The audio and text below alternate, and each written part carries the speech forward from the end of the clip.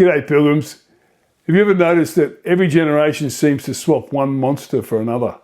Isaiah reckons God's been slaying our dragons long before we even learned to name them. And he opens chapter 27 with this dramatic line: "In that day the Lord will take his terrible swift sword and punish Leviathan, the coiling, writhing serpent. He will kill the dragon of the sea." Now, we don't fear that sea monsters are going to gobble up passing ships anymore. But we do have an innate fear of sharks swimming in the ocean, for instance. So science in the modern world took care of Leviathan long ago. But the fear behind the monster, that's still alive and well.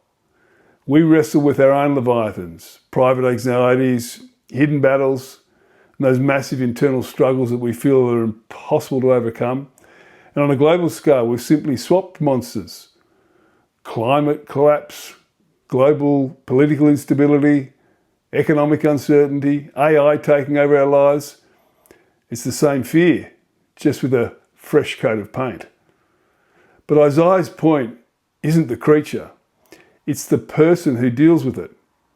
Straight after the sword comes the gentle line: "In that day, sing about the fruitful vineyard. I, the Lord, will watch over it day and night." It's the perfect contrast. God confronts the monster and then he waters and tends the vineyard.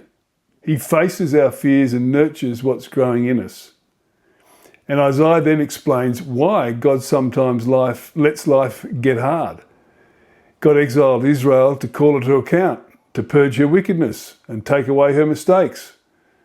It's that same recurring pattern throughout the whole book. We drift, life tightens, we learn, we're drawn back into his care. All because God wants something intimate, a real relationship, not just a religious routine. And the chapter finishes with this brilliant, hopeful vision. In that day, the great trumpet will sound. Many who were dying in exile will return to Jerusalem to worship the Lord. And I love how this chapter begins and ends.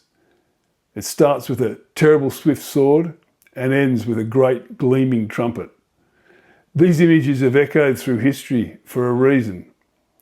They speak to our deepest fears and our deepest hopes. And the drama Isaiah saw is still unfolding in our world right now. So here's the question this chapter leaves with us: what will it take for us to pay attention to the one who can deal with the monsters that we can't deal with? Because no matter what shape our fears take, the foundation